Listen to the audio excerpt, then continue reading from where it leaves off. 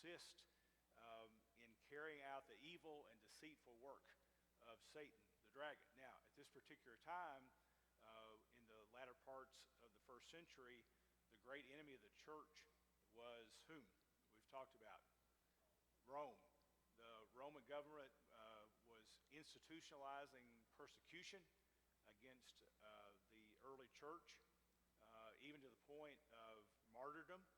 And the saints of that time were under tremendous challenge. Do we stay faithful to the Lord, or do we give in to this type of government, state-sponsored oppression, persecution? Something very difficult, I think, for us in our culture to understand, because we have such a blessing in our country to be able to worship freely. And it's a blessing that we should always give God thanks for. A very unique blessing in this culture, guaranteed by our Constitution, this freedom to assemble and the freedom to exercise our religion. So in that culture, which we're familiar with and thankful for, it's quite difficult. We have to really take our minds back and try to imagine what it would be like to know that the government does not in any way support, and in fact is antagonistic toward our religion. That the fact that we are Christians, that we worship Christ, would in and of itself, that very fact, would cause us persecution by our own government. And beyond that, as we will see here in chapter 13, the government itself is sponsoring religion. And it's a pagan religion. And if we do not follow our own government and what it is pushing with pagan religion, then we are going to suffer persecution for not doing that. So that's what the first century Christians are dealing with. And that is the context here as we go into chapter 13. So as we're introduced here in chapter 13 to the next two symbols, the first beast, which is from the sea, and the second beast, which is from the land or from the earth, we're dealing here with two symbols that are under the dragon. So the dragon is the key symbol, Satan, and the beasts are agents of the dragon. They are carrying out his deceitful work. Now with that, let's go back and read again verses 1 through 10 of, yes, Randy.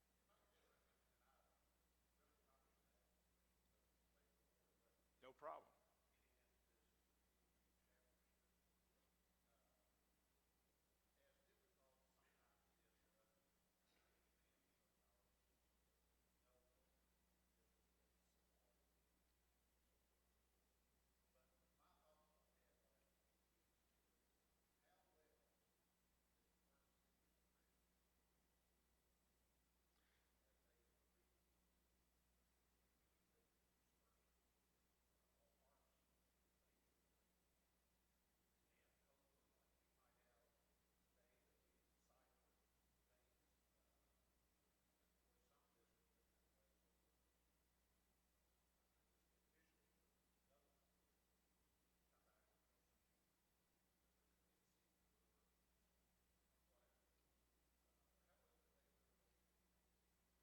Yeah, Randy's question is, and it's a very good one, if we struggle with the symbols and understanding them today, what did those first century Christians who would have read this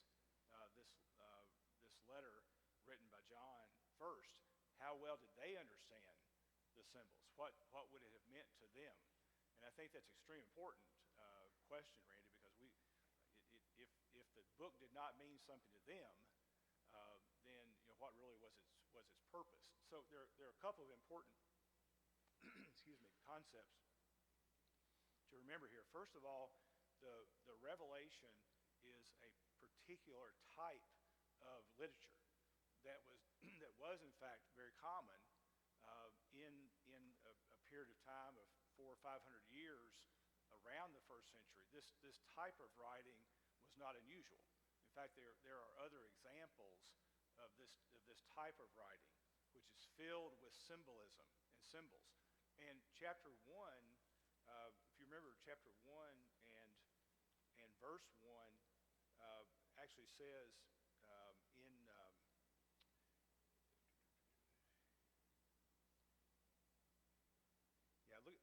chapter 1 and verse 1 has an important word, and this I'm reading from the New King James Version. The revelation of Jesus Christ, which God gave him to show his servants, things which must shortly or soon take place.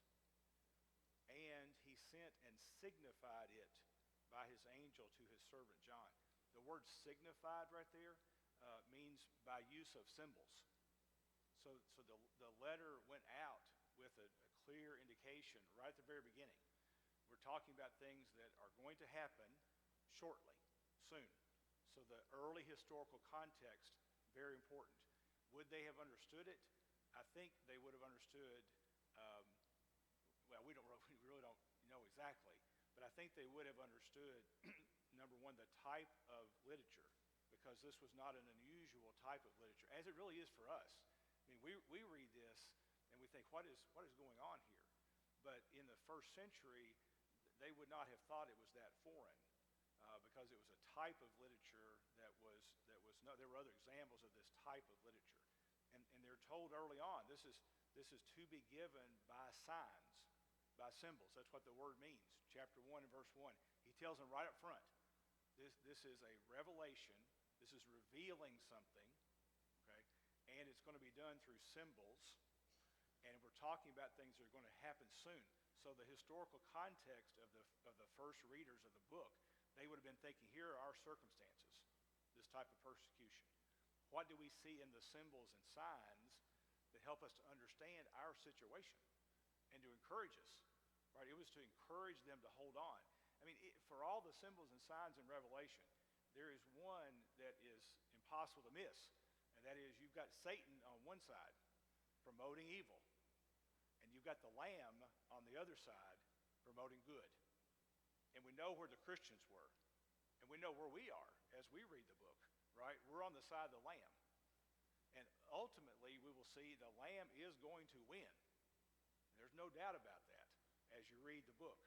Now, each individual symbol, some of which get very deep and still are difficult. We're going to see one today that I think is very difficult. And that's part of the challenge, is to continually try to understand the symbols. So how much did they understand of each individual symbol? I'm not sure. But we do know that it was not an unusual type of literature or teaching method in the first century. Okay? A couple of hands. Daryl, B?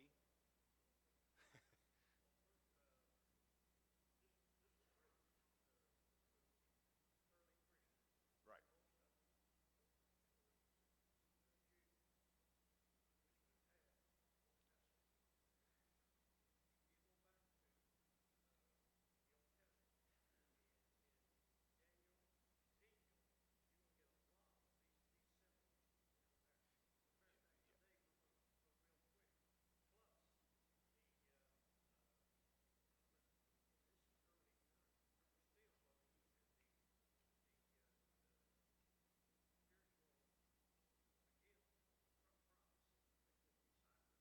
Oh, okay. That's an interesting. Daryl said there may have been Christians who still had a miraculous gift of interpreting prophecy. That's a good point. And certainly it is true. And we've seen some of the symbols are almost identical to apocalyptic language that's found in Daniel and Ezekiel and other Old Testament prophetic books where apocalyptic type language is used. So it would not have been as foreign to them as it may seem to us. B? They also well knew the current events that all of this stuff is related to. Now, those current events to us are historical. Yeah. We may not know, Right. but Right. they knew the current events, the Yeah. change in government and so forth. Right. And the fall of Judaism. They knew all that stuff, so they could apply. Yeah. So it is a much greater challenge for us because we're not there in the historical context. When chapter 1 and verse 1 says these are things in which that was coming. But I think studying the Revelation for any Christian at any time, we gain certain insight that helps us today. Now, at what level we understand the symbols, I think the more we understand Scripture, and the more we mature in the faith, the more we know about the Old Testament, all these things we learn in our Bible study help us at any time to understand the revelation better. Does that help? But no, I think it is good, Randy, because these are things we talked about at the beginning of the first quarter back in January. So I do appreciate that because this context is really important to understand. Remember, there are a couple other things. One, Randy mentioned that the first century Christians, had to be very careful because you've got state-sponsored persecution of the church. The messages that are relayed among Christians in a letter such as this one from the Apostle John. I mean, if John just came out and said things about Rome and about the Caesars and about his agents, then that certainly could put them at great risk. So using symbols like this is part of this. That's part of the reason. It's a good point that you make. The other is, apocalyptic literature was intentionally very dramatic in its writing. So when we see these symbols like the fiery red dragon and the beast from the sea and the beast from the land, and the beast has the mouth of a lion and the feet of a bear, and these things are designed to produce dramatic effect. That's the type of writing it is. Apocalyptic literature was known to be a dramatic type of writing, and so the story is being told in very dramatic language. It's like a big mural on the wall, big picture, and you got to see the big picture. Brother John said one time, if you get too close to the picture to try to look at every little tiny symbol, sometimes you can miss the big picture. So it's written in these kinds of terms, and I've said this before. The first century Christians, this was the way you produce dramatic effect. I mean, we do more of this today by video, right? We're used to big dramatic types of scenes, but usually for us, it's on a theater screen, a movie screen. They didn't have that. So to produce this type of dramatic type of effect, this type of language was very popular to use. But the purpose is through symbolism to reinforce this ground foundational point. Right, there is good and there is evil, and evil is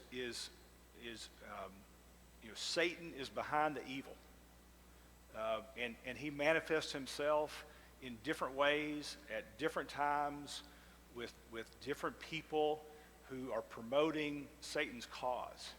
And on the other side, they're going to win. The Lamb is going to win. I mean, it's painted here as warfare. And there is spiritual warfare going on. Satan is fighting for your soul and for my soul. And at the end of chapter 12, remember, Satan, he can't defeat the Lamb, the Christ. He can't defeat the church. So he goes after individual Christians.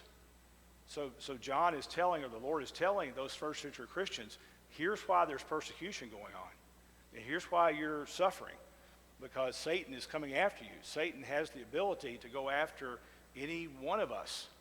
And that's how he operates now. And the question is, will we hang on? Will we overcome? Thanks, Randy. It's really good to have that review as we're getting into some of the really more difficult symbols to interpret. Daryl.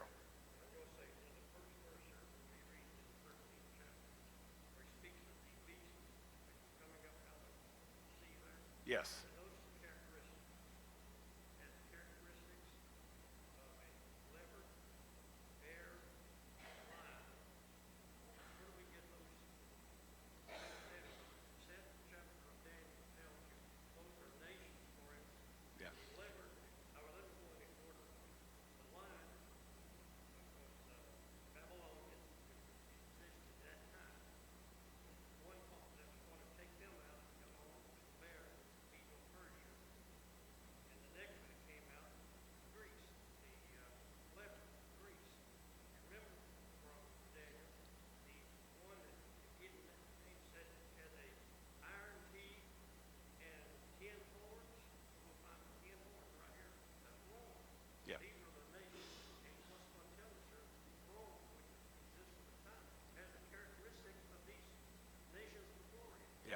It was the most ferocious. And Daniel 2:44 tells us, in the time of these kings, is a blending of all of them. Right, and that's when the kingdom of God has been established in that time, Daniel 2:44. So the Old Testament prophecies, and some of them they're identical. So, and again, that's something that they would have understood and maybe had a more keen understanding of than we do, which tells us why it's so important to study those Old Testament prophets, which we've been doing on Wednesday nights in our class for quite some time. Understanding the Old Testament prophets, Daniel, Ezekiel, and so forth, it helps better understand what's going on here. Okay. Now, with that, let's read again the first 10 verses. Then I stood on the sand of the sea. Now, some of your translations may actually say then the dragon, and that may even be a better interpretation or a better translation. The dragon stood on the sand of the sea. The New King James says, I stood on the sand of the sea, and I saw a beast rising up out of the sea, having 7 heads and 10 horns, and on his horns 10 crowns, and on his heads a blasphemous name. Now the beast which I saw was like a leopard. His feet were like the feet of a bear, and his mouth like the mouth of a lion. The dragon gave him his power, his throne, and great authority. And I saw one of his heads as if it had been mortally wounded, and his deadly wound was healed. And all the world marveled and followed the beast. So they worshiped the dragon, who gave authority to the beast. And they worshiped the beast, saying, who is like the beast? Who is able to make war with him? And he was given a mouth speaking great things and blasphemies. And he was given authority to continue for 42 months. Then he opened his mouth in blasphemy against God, to blaspheme his name, his tabernacle, and those who dwell in heaven. It was granted to him to make war with the saints and to overcome them. And authority was given him over every tribe, tongue, and nation. All who dwell on the earth will worship him, whose names have not been written in the book of life of the Lamb, slain from the foundation of the world. If anyone has an ear, let him hear. He who leads into captivity shall go into captivity. He who kills with the sword must be killed with the sword. Here is the patience and the faith of the saints. Now, as we've said many times, and let me just reiterate it, the interpretation that I want us to use in our class is one of looking at what the first century circumstances were. We've talked about this. There are people who interpret Revelation as primarily all futuristic. That is, I don't think that's a proper way to interpret Revelation. Chapter 1 and verse 1 says we're talking about things in symbols which must shortly come to pass, which must soon happen. So John is writing to those first century Christians, represented by the 7 churches of Asia, which we talked about in chapters 2 and 3. Real Christians, real people dealing with a real problem, and I think that's the proper interpretation. So as we try to understand the first beast here from the sea, that angle, that interpretation is very, very important. We're not talking about future events. We're not talking about future world leaders who are going to do all kinds of crazy things. And many, many people believe that type. They use Revelation purely as futuristic. And frankly, they dream up a lot of things and they scare people a lot. And that is not a proper use of Revelation. The thing about Revelation that's futuristic is the big story that we've talked about. There is good and there's evil. And until the Lord comes back to take his people home, there will be good and there will be evil. And each person, each human being is going to have to decide, which side am I going to be on? That, I think, is the proper limit of any futuristic view of the book of Revelation. Okay, that being said, that takes us back then, what's the historical context? What's going on in the first century that makes sense when you read these characteristics of the first beast? Who is represented by this first beast? Well, we've read all the characteristics here, okay? He has 7 heads and 10 horns and 10 crowns. And Daryl's already mentioned, in its proper interpretation, this is clearly a reference to Rome. The Roman Empire was the most vast, the most powerful, the most influential empire ever known at that time. And Daniel 2:44 says, in that time, in the days of those kings, the Lord of heaven will set up his kingdom, which will stand forever. It will not go down. So now people living in the first century, they're experiencing Roman control. It affects every part of their lives. And in the latter parts of the first century, it even reaches out to the point of the Christians being persecuted. Now we talked about the Caesar, the Roman emperor, who first initiated really horrific persecution of the Christians. Do you remember who he was? This is not the emperor later that I think was the emperor at the time that the book was written, but the one that really started. I heard it back here. No, Nero. I thought I heard somebody say Nero. Nero was the emperor who, remember, Rome burned. He probably caused the fire because he wanted the land to expand his facilities, basically. He burned parts of Rome and blamed the Christians for that. So he initiated persecution of Christians, but it was largely in the city of Rome and around that area. It wasn't so widespread. That comes a little bit later with Domitian, okay? So Nero is the emperor Caesar between the years 54 and 68. In 68, Nero commits suicide. And he was the one that really started this tremendous persecution. It builds later into the reign of Domitian, who spreads, the persecution becomes more widespread, not just in Rome, but beyond Rome. Okay, remember in chapters 2 and 3, those Christians were told, you're going to suffer more. There's going to be more persecution. It was as if saying to them, it started, but there is going to be more, and you're going to have to endure this. And so that's what the historical context is here. So you see things such as the world marvels and follows the beast. I mean, there was no one to challenge Rome. Rome controls everything. They worship the dragon who gave authority to the beast. They worship the beast. Who is like the beast? Who can make war against this beast? In other words, if you're on the other side of the Roman emperor, you're in trouble. There's no place to run and say, well, I'll be on this team because they may be able to beat the emperor. There was no such thing. Okay, you're either in or you're out with the emperor.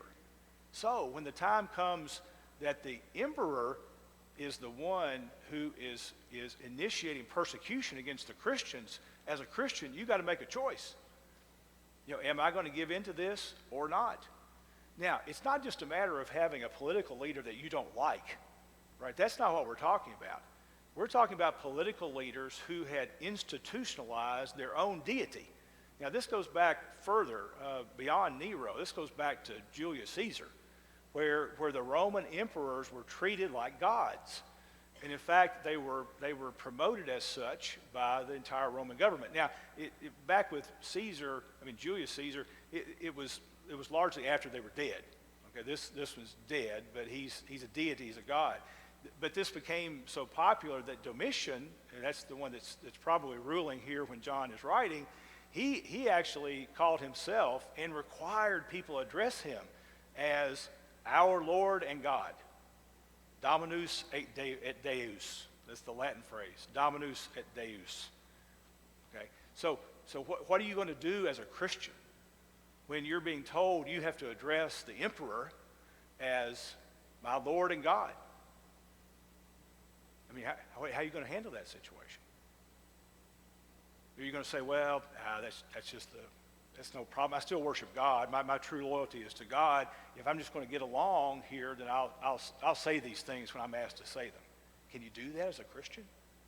Absolutely not. I mean, this is the most grotesque type of paganism that you could have. I mean, the popular political military leader is the one. It seems to me that's almost worse than building an idol out of wood or stone and worshiping that. Right here you've got a man who is deifying himself. Now, what are you going to do as a Christian? And that's what these first century Christians are facing. So, who can make war against this beast? He speaks blasphemies. Okay, there's a religious connotation here. We're not just talking about political ideas or military ideas. We're talking about religious ideas. He speaks blasphemies. Verse 6, he opens his mouth in blasphemy against God. Well, to take on deity and promote it and proclaim it and say, if you're going to talk to me, right, when you come to the emperor, you address him as my Lord and my God. That's the greatest blasphemy that you could have, right? Proclaiming oneself as God. Daryl.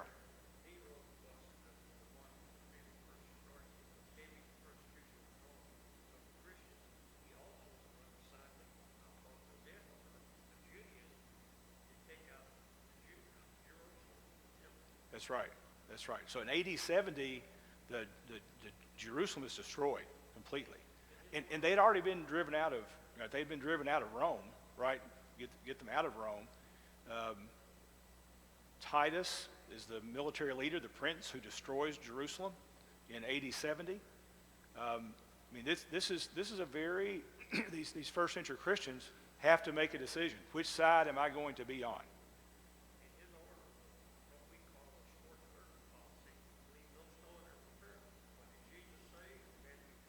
Matthew 24, there won't be a stone of this temple, the actual physical temple.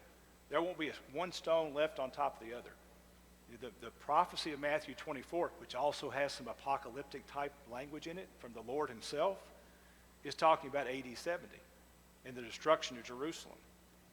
So, and for Nero, the Christians were just kind of a subset of the Jews, right? They didn't think much different. Now, by the time you get to Domitian, later in the first century, Rome starts to recognize, oh, these Christians are not just Jews. This is a much broader problem for us. Okay, and that's why I think the persecution gets much worse toward the end of the first century under Domitian. But notice other things he says here.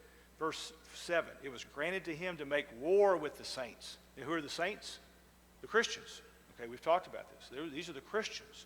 To make war with the saints and to overcome them. There's that word. Remember back in chapters 2 and 3, every letter to the 7 churches of Asia ends by saying, you must be ready to overcome. Hang on. Overcome. Don't give in. Here, he's given the power to overcome the saints. And authority is given him over every tribe, tongue, and nation. The influence of Rome goes into every tribe, tongue, and nation. Okay, very pervasive. Again, very difficult for us to understand in a world we have so many different countries. Here you got Rome has the power.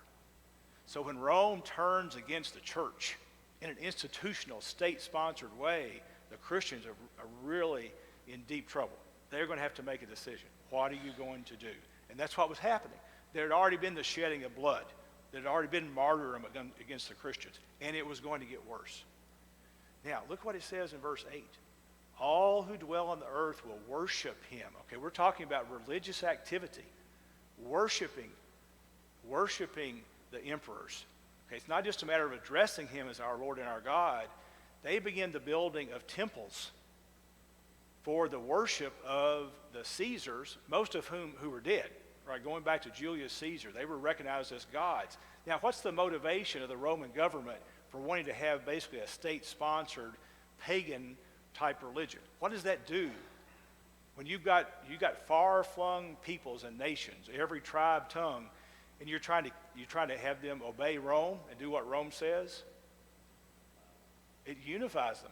What better way than to enforce religious worship of the prior Caesars, calling them gods? So they're actually worshiping the beast.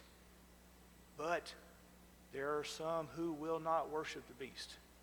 What does verse 8 say? Who are those? There will be some that will not do this. Who are they? Those whose names are written in the book of life.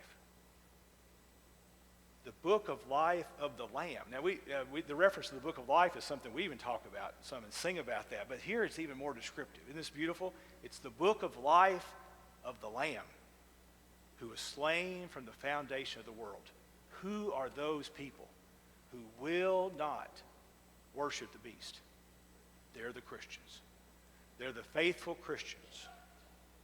Those whose names are not written in this book of life, they're going to worship the beast. So here's this dichotomy again, right? You're either on the side of the Lord and you're not going to worship the beast, or you are going to be the worshiper of the beast. It's a dichotomy, right? You're either one or the other.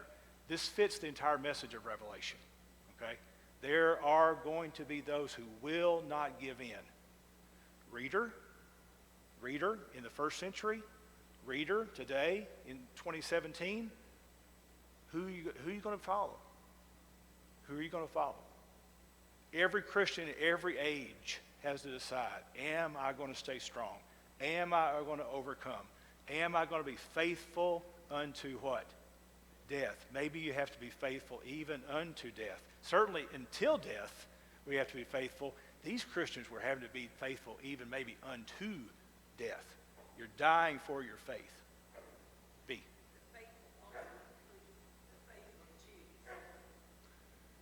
After the day of Pentecost, after the gospel was preached, everyone had to obey the gospel. Right. But many of those were faithful Jews right up until the day of Pentecost, and then they obeyed the gospel. Absolutely. Remember, when the gospel is preached in Acts 2, all of those who are listening are Jews, right? And for the first 10 years, the Christians they're all Jewish. That's their background. And it's not until the conversion of Cornelius in Acts 10 that you had the first Gentile converted. So certainly there are Jews that are faithful in following the Lord, right? Following the Lamb. Right? They're no longer saved because of their racial connection to Judaism. They're saved because they've obeyed the gospel of Christ. And the Jews at the time the gospel was preached, the Jews were under the government of Rome. Yeah, oh, absolutely. That's absolutely right. I mean, how was Jesus crucified? By Roman order, right? The Jews couldn't crucify anybody. But they demanded it, and Pilate gave in to it. Okay. Now, let's read verses 11 through 12. We've identified the first beast. That's Rome. That's imperial Rome, embodied in the emperors, the Caesars. Daryl.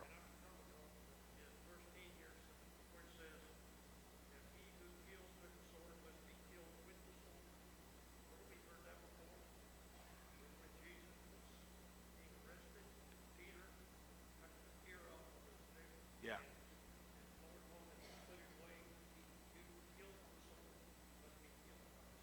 Yeah. Okay. Now, I can't. It would be wrong for me to skip verse 3, because verse 3 is, I personally think one of the trickiest symbols, one of the hardest symbols, and glad to get your all's thoughts about it. You may not think it's as difficult as I do, but it's referenced a couple more times here before the end of the chapter. So I don't want to skip verse 3 before it first picks up. He says, one of his heads is as if it had been mortally wounded, and his deadly wound was healed. In other words, it appears that he was dead, but then it was healed. In other words, it reappears. Okay. I'll give you my thought of how I've always been taught about this is when we're talking about the emperors, between Nero and Domitian, there are actually 7 emperors. Now, I'm not totally influenced by that, because I've often said to you all, be careful about taking numbers literally, right? So I want to be very careful and not take too many numbers too literally, but it's factual truth that between Nero and Domitian, there are 7 emperors. And Nero is where the persecution of the Christians really started, and Domitian, who reigned between 81 and 96, is where it really heated up, not just in Rome, but more throughout the empire. So we know historically that's true. Nero committed suicide in 68, but many people held the belief that Nero had not died. that Nero was actually still alive. And it makes me think a little bit, I don't mean to diminish the thought here, but you remember when Elvis died, a lot of people didn't think Elvis had died, right? For many, many years, people thought Elvis was still living. And it is kind of funny to think about, but that's as I read about what was believed at that time, that's exactly what people thought. Well, he's not really dead. He's somewhere, right? And he's still pervasive in his evil effect. Now, I'm not saying the Christians believed that. I mean, this was something that the Romans believed. And so a lot of scholars interpret these references that the first beast is Rome. It's imperial Rome, represented in the emperors. And one of those emperors was wounded, but in fact, his wound was healed, and that's a reference to Nero, who doesn't go away. Now, it doesn't go away as in the sense of the persecution is just intensifying, which Nero started. Now, this is one of those situations where it's a little hard to interpret the symbols in segments, because there's another reference to Nero, and this one is, most scholars think, really obvious at the end of chapter 13, which perhaps reinforces this interpretation of verse 3. So if you'll be patient with me as we go through more verses, we'll kind of make reference back to this one in verse 3. That's my best interpretation of verse 3, but I'd be glad to hear others that anybody has. That this is a reference to Nero. Nero was the one who really intensely started persecution against the Christians. In fact, Nero's persecution against the Christians in the city of Rome was so intense and so bad that even Romans were calling on him to stop it. I mean, they weren't Christians at all. They realized how hideous the situation was for the Christians, that Nero how he was treating them, okay? And so Nero was very representative of the persecution against the Christians. And so maybe these references are to Nero, which again, those first century Christians would have known this extremely well. This is the time they lived in, Randy.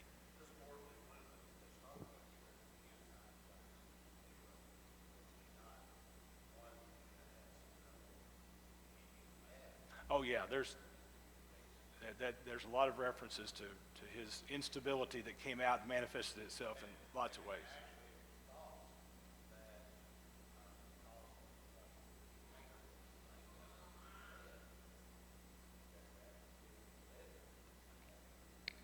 I hadn't heard that one. That's interesting.